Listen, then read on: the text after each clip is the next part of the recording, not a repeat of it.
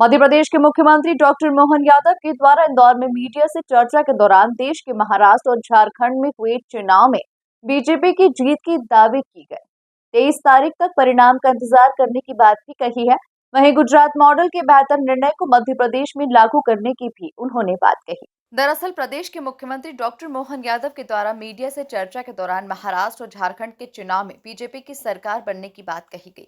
वहीं उन्होंने कहा कि 23 तारीख तक परिणाम को लेकर हम तैयार हैं और जनता पूरी तरह से भाजपा के साथ है। वहीं उन्होंने कहा कि पिछले दिनों गुजरात में अधिकारियों के साथ वो गए हुए थे और वहां पर उन्होंने तमाम नियम किस तरह से गुजरात तरक्की कर रहा है इन सबको देखा और आने वाले समय में जो बेहतर हो सकेगा गुजरात की तरह वो मध्य प्रदेश में भी लागू करेंगे।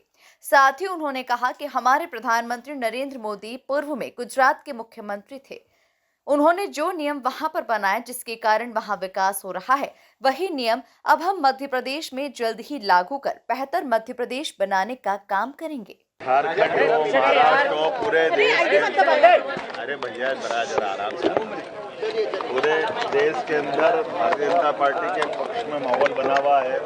मुझे इस बात का संतोष है कि देश की जनता अब भाजपा के प्रति जो रुझान दिखाती है वो मतभेद तक भी ले आती है और यही कारण है कि अनुमान भी दिख रहा है और हम सब देख रहे हैं कि महाराष्ट्र में महायुति की सरकार एक बार फिर बनती आ रही है।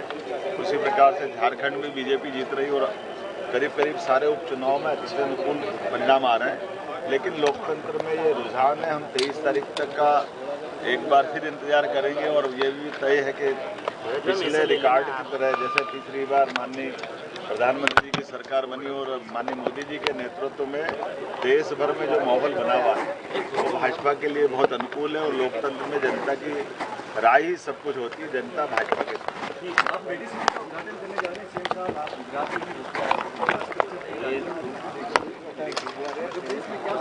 मध्य प्रदेश को आगे बढ़ाने के लिए जहां भी जाना पड़े, जो भी देखना पड़े, मैं मान के चलता हूँ गुजरात बहुत हमसे कई मामलों में उनकी उन्नत अवस्था है। ऐसे में स्वाभाविक रूप से वहाँ जब यशस्वी प्रधानमंत्री अभी जो वर्तमान माननीय मोदी जी सीएम थे तब से और कई सारी नीतियाँ उनकी बहुत अच्छी हैं। तो उन नीतियों को ऑब्जर्व करने के लिए सीखने के लिए मैं अपने अधिकारियों के साथ गया था। मुझे संतोष है इस बात का कि उन कई सारी नीतियों को हम अपने यहाँ लागू करके यहाँ से भी अपने प्रदेश को और आगे बढ़ाएंगे।